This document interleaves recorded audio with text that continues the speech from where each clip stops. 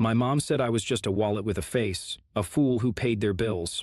After I heard what my family said at my mom's party, I froze everything, and that's when their world crumbled. I'm the guy who always says yes. Can you help me out this month? Yes. Can you cover this bill? Yes. Can you wouldn't let your own parents struggle, right? Of course not. For years, I've been the financial backbone of my family. It started small, covering a few bills here and there, helping out when my parents needed a little extra. Before I knew it, I was paying for everything. The mortgage, the car payments, my mom's medical bills, even my dad's golf club membership. It wasn't just money they took from me. It was everything I could offer. I'm a corporate lawyer, one of the best in my firm. I work 70-hour weeks, negotiating multi-million-dollar contracts, ensuring my clients never see the inside of a courtroom. I don't have a wife, no kids, no time for vacations, no time for anything really, except work. My family took full advantage of that. My sister Anna got used to calling me every time she needed rent money or a new phone. My cousin Mark, who ran a struggling construction company, had me handling his legal work for free. Contract reviews, settlements, lawsuits. Even my parents relied on me for everything. I drafted their wills, negotiated a better deal on their insurance, and got my dad out of trouble after he crashed into someone's car. When my mom was finally ready to retire, I made sure she wouldn't have to worry about anything. I paid off their house, cleared all their debt, and even surprised them with a brand new luxury car because my dad had always wanted one but could never afford it. I thought, just this once, maybe they'd be proud of me. Maybe I'd be more than just their personal ATM. I was wrong. The humiliation came at my mom's retirement party, which I organized at a high-end restaurant with live music and over 100 guests, family, friends, former colleagues. I handled everything, the food, the venue, even a slideshow of her career highlights. At some point during the night, I stepped outside to take a call from a client. When I returned, I heard my mother's voice coming from the hallway near the restrooms. I wasn't trying to eavesdrop, but then I heard my name. Ethan actually thinks that just because he pays for everything it makes him important, she said. I froze. Well, you did say he's so naive, my Aunt Linda laughed, her tone dramatic. Of course he is. We raised a fool who thinks he's important just because he pays our bills, my mom added. Laughter followed, casual, effortless, like they were discussing the weather. Well, at least he's useful, my dad chuckled. He brings in the money and free legal work, my cousin Mark added. Not the worst fool to have in the family. I stood there, numb. A fool, and all I was to them. Not a son, not a brother, not family. Just some idiot willing to hand over his money and skills without question. In that moment, something inside me snapped. I walked back into the banquet hall, heart pounding, head spinning. The party was still in full swing, guests laughing and drinking, completely oblivious to the fact that everything had just changed. I headed straight for my table, pulled out my phone, and right there, in front of everyone, I opened my banking app. What are you doing? Anna asked, frowning. I canceled every automatic payment tied to their accounts, mortgage, utilities, car payments, insurance. Gone. All done, I said, slipping my phone back into my pocket. What do you mean, all done? My dad asked, setting down his drink. I exhaled slowly. It means you're on your own now. My mother's smile vanished. Ethan, stop being dramatic, she said, her voice sharp. Dramatic. I let out a short laugh. No, this is long overdue. You think I'm naive for paying your bills? Fine. Let's see how you like paying them yourselves. The room went silent. Ethan, you can't be serious, Aunt Linda said, nervously chuckling. Oh, I'm completely serious, I turned to Mark. And by the way, if you need legal help, hire an attorney. I'm done. Mark clenched his jaw. Are you really doing this? Over a joke? I said, calm and cold. I'm doing this because I finally see you all for what you are. Anna scoffed. Oh my God, grow up. You're acting like a child. No, actually, I'm acting like a lawyer who just terminated a bad contract. And with that, I turned and walked out. Not one of them could stop me. The first 2 days were dead silent. Then the calls started. First, it was my mom. Ethan, you forgot to send the money for the electricity, dear. Can you fix that today? Ignored. Then my dad. Son, this is serious. If we don't pay the insurance, ignored. Then Anna. You really punishing all of us over one stupid comment? Grow up. Ignored. By the end of the week, I had 37 missed calls. By the end of the month, the number had climbed to 105. That's when the real chaos began. At first, I expected them to cool off, to maybe reflect. I was wrong. The silence didn't last long. After the 105 missed calls, they changed tactics. It started with guilt-tripping messages.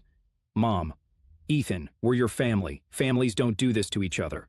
Dad, your mother is so stressed she can't sleep. Do you even care? Anna, wow, so you're just going to abandon us like we're strangers? I didn't respond.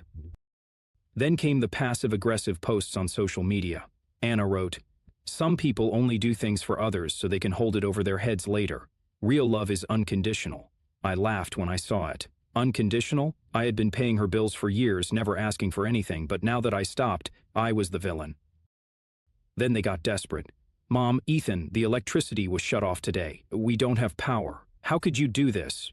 That one almost got me. Almost. Then I remembered I had been paying the bill for years, and every time I asked if they needed help budgeting, my mom would brush it off. "Oh, don't worry about that, sweetheart. We'll figure it out." Well, time to figure it out. A week later, they showed up at my office unannounced. I was in the middle of reviewing a case when my assistant buzzed in. "Ethan, your family is here. They don't have an appointment, but they're insisting it's urgent." I sighed, rubbing my temples. I should have expected this. "Send them to the conference room." I closed my laptop and walked in to find Mom, Dad, and Anna sitting there, looking pissed. "Ethan," Mom started, "this has gone on long enough. You made your point. Now, let's be reasonable and fix this." "Fix what?" I asked, leaning against the table. "The bills," she snapped. "We're behind on everything, the mortgage, the car, the insurance." "My problem," I said simply. "Hear your folks out." My dad shook his head. "Son, you can't just cut us off like this. We're family." "Oh, I can," and I did. Anna crossed her arms. "So what, you just expect us to struggle?" "You mean like I struggled, working 70-hour weeks to pay for everything while you all sat back and laughed at me?" I shot back. She scoffed. "It was just a joke, Ethan. You're blowing this way out of proportion." I leaned forward, resting my hands on the table. "Let me be crystal clear. You laughed at me, you mocked me, you used me, and when I finally stood up for myself, suddenly I'm the bad guy? No, that's not how this works." Mom put on her sympathetic voice. "Sweetheart, we never meant to hurt you. We just assumed you enjoyed helping us." "Enjoyed?" I let out a bitter laugh. "Did I ever get a choice?" Silence. "Exactly," I said. Dad tried a new approach. "All right, Ethan, let's make a deal. Maybe you don't have to cover everything anymore, but just help out with the big things. The house, the car, the insurance. That's fair, right?" I smiled. For a brief second, I saw relief flash across their faces. Then I said, "I'll pay for everything again if you sign a contract stating you'll pay me back every cent with interest." The relief vanished. "Ethan, don't be ridiculous," Mom snapped. "Oh, I'm very serious." I pulled out a blank legal contract from my bag. "Since you all love using me for my legal skills, let's make this official." Anna gaped at me. "You expect us to pay you back?" "Yes, you never asked for money back before," she protested. "And you never appreciated it before," I shot back. Dad slammed his hand on the table. "You're acting like a complete stranger." I stared at him, unfazed. "You made it clear that the only reason you put up with me was because I paid for everything. So now let's see if you still want me around without my wallet." Silence. Mom looked at the contract, then at me. "You're serious?" "Dead serious." She pushed back her chair and stood up. "Fine, keep your money, but don't expect us to come crawling back when you realize you need your family." "I won't," I said. Anna stormed out first, then my dad, then my mom. I sat back in the chair, exhaled, and smiled. For the first time in years, I felt free. A month passed. The missed calls slowed down. The guilt-tripping messages faded. Then, one afternoon, I got a text from Anna. "We're selling the house. Mom and Dad can't afford it without your help." I stared at the message for a long moment, then typed back, "Not my problem. Good luck." For the first time in my life, I hit send without feeling a shred of guilt. After my family stormed out of my office, I expected them to finally back off. I was wrong. First, they tried the emotional route. Aunt Linda sent me a long text about the importance of family and how I was turning my back on the people who raised me. My dad left a voicemail, his voice heavy with disappointment. "I thought I raised a better man than this, Ethan. You're letting us all down." Anna sent a single text. "You're pathetic." I ignored all of them. Then they escalated. One evening, my phone buzzed with an unknown number. Against my better judgment, I answered. "Ethan, hey, it's Tom. Tom, my parents' neighbor, a guy I'd known for years but never kept in close contact with. Hey Tom, what's up? Listen, buddy, I ran into your folks the other day. They're in pretty bad shape, man. Your mom's been crying nonstop. Your dad looks like he's lost 10 pounds. They're struggling, Ethan. I clenched my jaw, and there it was, the guilt trip through a third party. Did they tell you why they're in this mess? I asked. Well, Tom hesitated. No. Did they tell you that I paid for everything for years? That I covered their mortgage, their debts, their cars? Silence. I didn't think so, I said coldly. Tom, I respect you, but don't call me again about this. It's not my problem anymore. I hung up. A week later, I got a call from my firm's HR department. Ethan, we need to talk. There's been a situation. My stomach tightened. What kind of situation? A woman claiming to be your mother called us this morning. She was very distressed. She said you had a mental breakdown and that she's worried about your well-being. I blinked. She what? She asked if we could check in on you. She even hinted that maybe your workload was too much and you needed some time off. I saw red. This wasn't just manipulation, this was an attempt to sabotage my job. You realize this is complete nonsense, right? I said, barely containing my anger. Of course, but we had to follow up. She made it sound like a serious mental health crisis. We're just glad to hear you're okay. Oh, I'm fine, I said through gritted teeth, but if she calls again, tell her to stay the hell out of my business. I hung up, furious. They were escalating, and I had a feeling this wasn't their final move. It came 2 weeks later. I was at work when I received an urgent voicemail from Anna. Ethan, please. I know you hate us right now, but I need your help. It's about Dad. He's in trouble. Big trouble. Please, just call me back. I didn't trust it, but a small part of me, the part that still cared, made me call her back. She picked up immediately. Ethan, her voice was shaky, like she had been crying. What's going on? Dad, he got involved in something bad. He borrowed money from the wrong people, loan sharks. They're threatening to take the house. I pinched the bridge of my nose. Anna, cut the crap. I'm serious. He didn't tell us until it was too late. They came to the house, Ethan. They said if we don't pay back $50,000 by the end of the month, they'll take legal action. My blood ran cold, not because I believed her, but because I knew this was a scam. As a lawyer, I know how real loan sharks operate. They don't send legal notices. They don't threaten lawsuits. They use fists, not lawyers. And $50,000? That was exactly the amount I used to send my parents annually to cover all their bills. It was too perfect. Put Dad on the phone, I said. He's not home right now, she said quickly. Anna, I want to hear it from him. I can't, he's too stressed to talk. That confirmed it. Nice try, I said coldly, but you're a terrible liar. Ethan, I swear this is real. Oh really? What's the name of the lender? It's First Capital Lending. I laughed. That's a real bank, Anna, not a loan shark. Silence. You just made that up, didn't you? I said. I don't bother. This is the sloppiest scam I've ever seen. At least put some effort into it next time. Ethan, please. Good luck paying that debt without me. And I hung up. That was it, the final straw. I blocked their numbers, changed my email, and even told my law firm's receptionist not to accept any calls from my family. For the first time in my life, I felt free.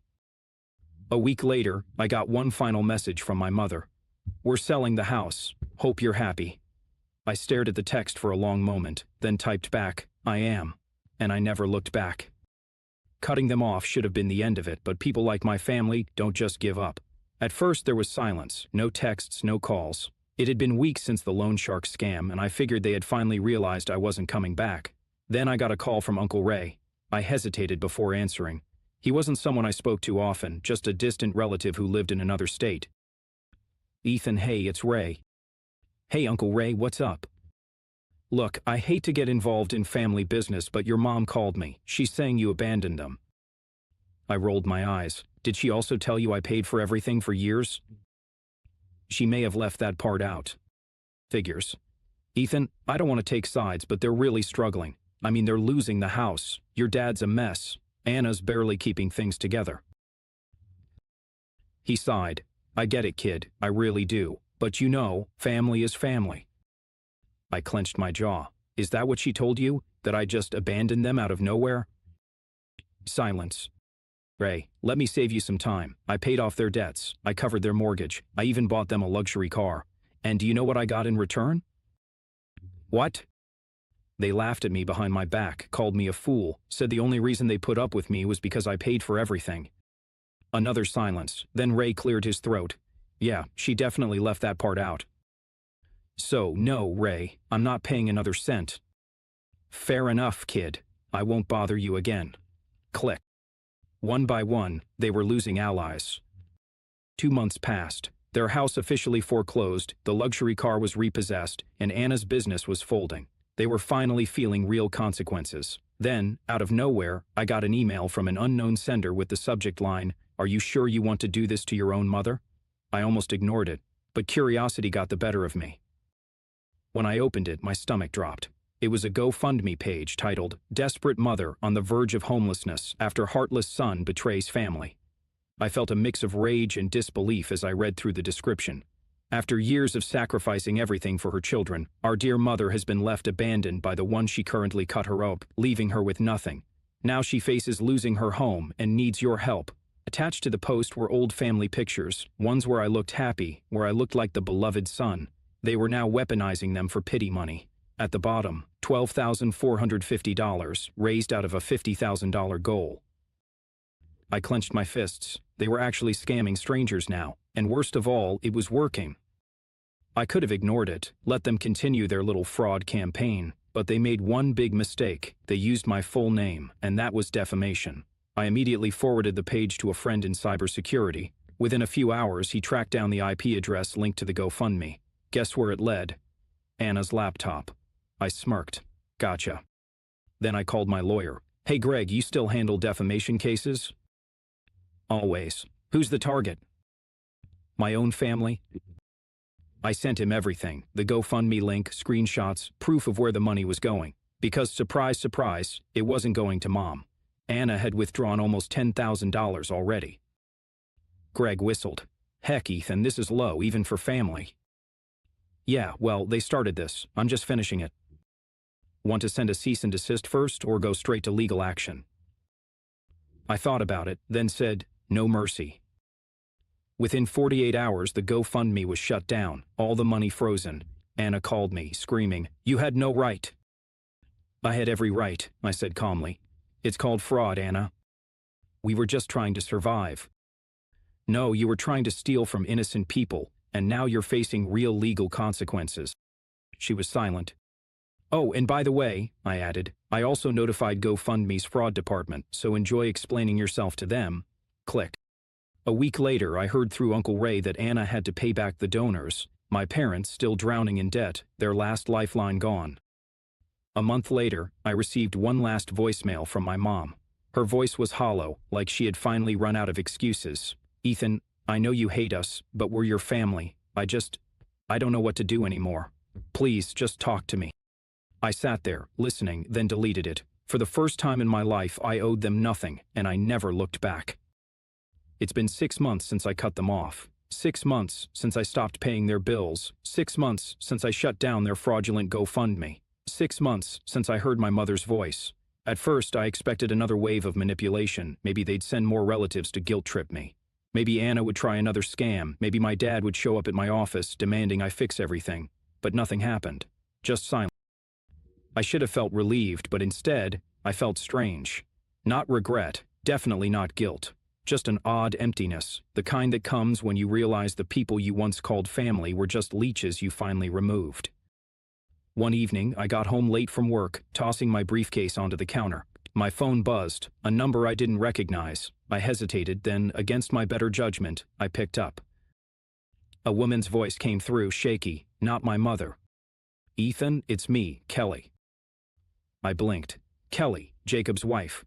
She was married to my cousin, and while we'd never been particularly close, she had always been quiet, observant, the only one in the family who didn't treat me like a wallet. Kelly, I said cautiously. What's going on? I don't know if I should be calling, but I thought you should know. Your parents moved in with Anna. I raised an eyebrow.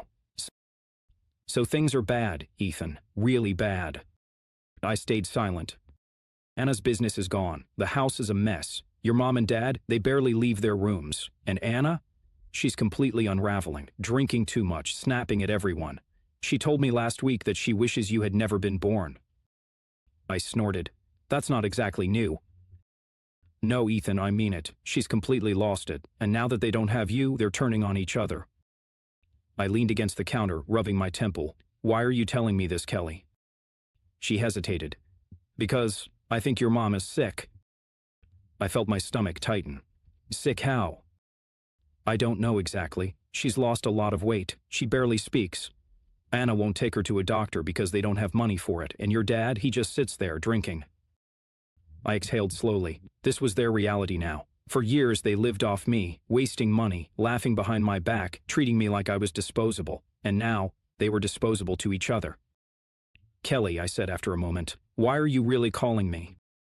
She hesitated again, then finally admitted the truth. Your mom asked me to call you. She didn't want to do it herself. She said she'd rather die than beg you for help, but, Ethan, I think she's hoping you'll come back.